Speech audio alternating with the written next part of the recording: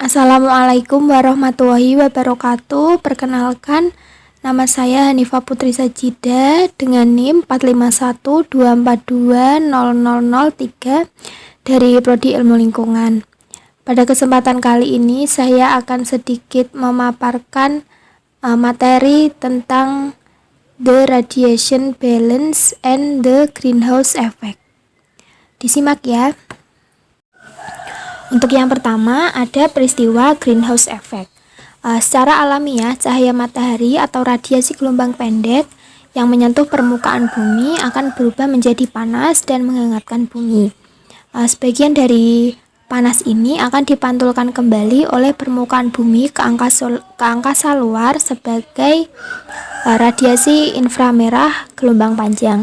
Sebagian panas sinar matahari yang dipantulkan itu kemudian akan diserap oleh gas-gas di atmosfer yang menyelimuti bumi, seperti gas rumah kaca, yaitu uap air, karbon dioksida atau CO2 dan metana, sehingga panas sinar tersebut terperangkap di atmosfer bumi. Nah, peristiwa ini dikenal dengan efek rumah kaca atau greenhouse effect. Karena peristiwanya sama dengan rumah kaca, di mana panas yang masuk akan terperangkap di dalamnya dan tidak dapat menembus keluar kaca, sehingga dapat menghangatkan seisi rumah kaca tersebut.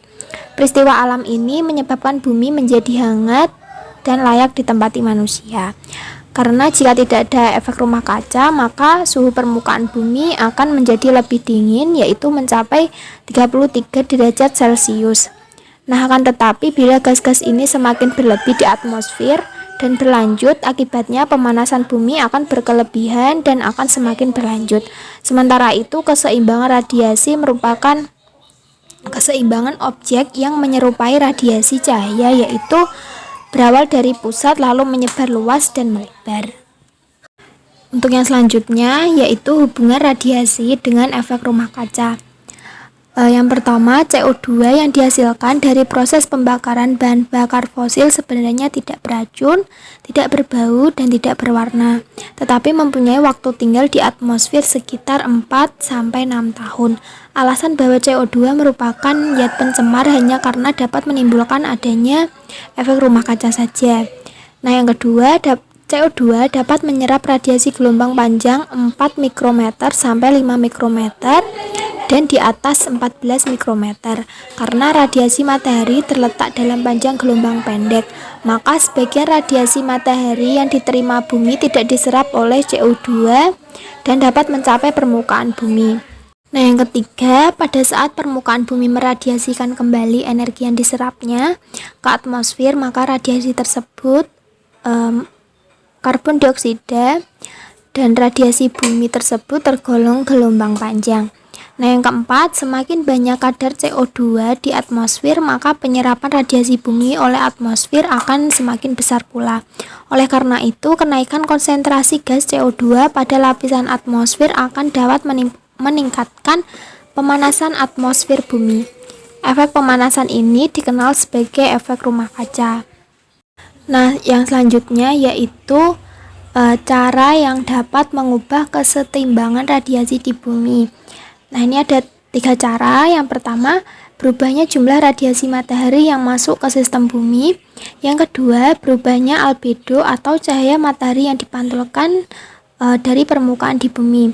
Nah, yang ketiga, berubahnya panjang gelombang radiasi dari bumi yang dipantulkan atau dipancarkan keluar angkasa. Selanjutnya, suhu rata-rata permukaan bumi. Suhu rata-rata permukaan bumi relatif konstan dari waktu ke waktu sebesar 150 Celcius. Hal ini membuktikan bahwa terjadi kesetimbangan antara radiasi yang datang dari matahari dengan radiasi yang dipancarkan kembali oleh permukaan bumi.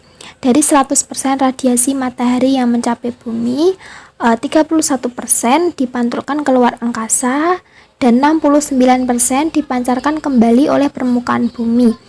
Energi dari matahari yang diterima oleh permukaan dan atmosfer bumi dilepaskan ke luar angkasa melalui berbagai macam proses, antara lain ada evaporasi, konveksi, dan radiasi. Selanjutnya, pemetaan neraca radiasi.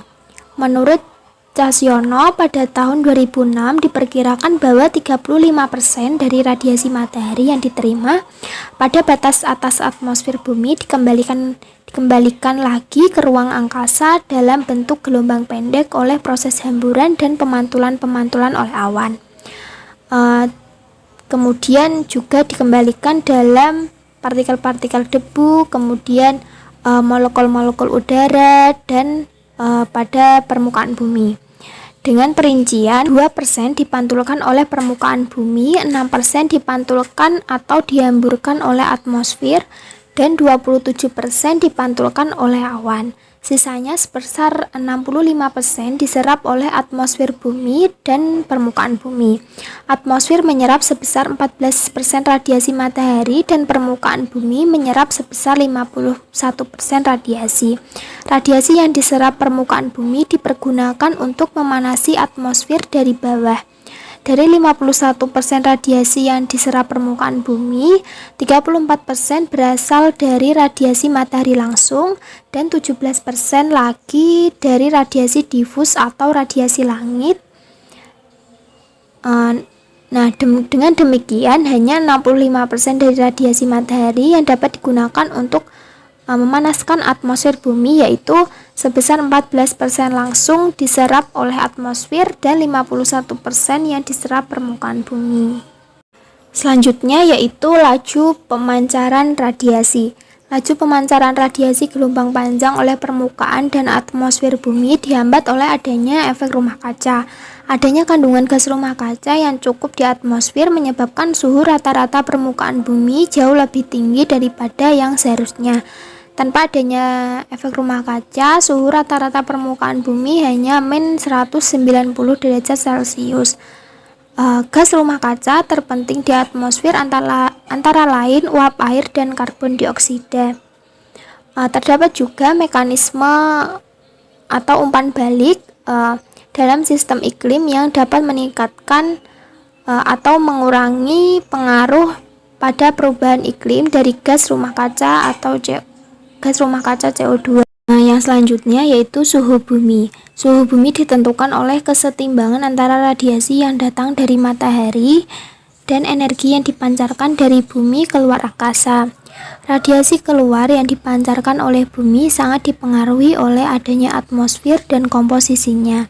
Bila bumi tidak memiliki atmosfer sebagaimana bulan, maka suhu rata-rata permukaan bumi akan menjadi sekitar 18 derajat Celcius, namun sekitar 270 ppm karbon dioksida di atmosfer menyerap radiasi keluar, sehingga energi tersebut tetap berada di atmosfer dan menghangatkan bumi.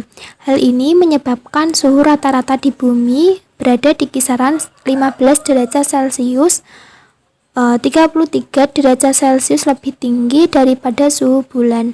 Karbon dioksida menyerap dengan baik panjang gelombang 13 sampai 19 mikrometer dan uap air serta gas atmosferik lainnya menyerap dengan baik panjang gelombang 4 sampai 7 mikrometer. Mayoritas radiasi keluar atau 70% memiliki panjang gelombang 7 hingga 13 mikrometer. Yang selanjutnya, aktivitas manusia.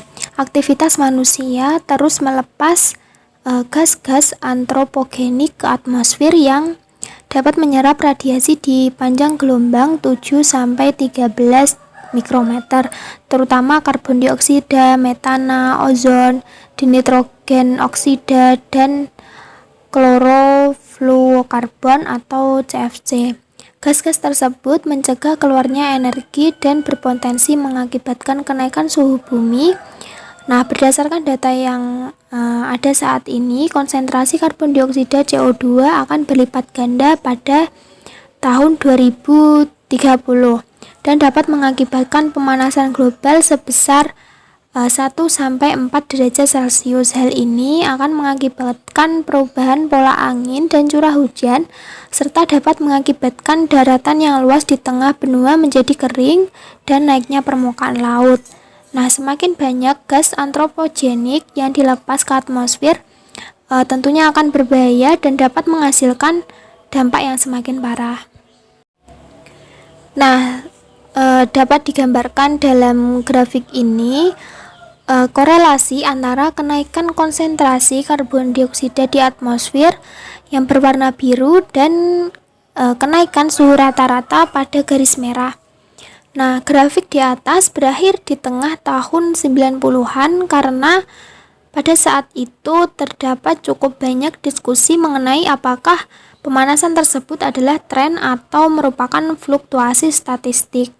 Nah, sempat ada harapan bahwa suhu rata-rata akan turun lagi ke tingkat rata-rata statistik. Di tahun-tahun kemudian suhu bumi terus naik sebagaimana akan saya sampaikan dalam grafik selanjutnya. Nah, kemudian pada grafik ini menunjukkan bahwa suhu terus mengalami kenaikan. Jelas bahwa aktivitas manusia telah mencapai skala di mana dampaknya mulai mempengaruhi lingkungan di bumi dan mengubah daya tariknya bagi manusia. Efek sampingnya dapat menghancurkan dan teknologi dengan dampak terhadap lingkungan yang rendah dan tidak menghasilkan gas rumah kaca kemungkinan akan menjadi semakin penting dalam dekade-dekade yang akan datang karena sektor energi adalah penghasil utama gas-gas rumah kaca melalui pembakaran bahan bakar fosil.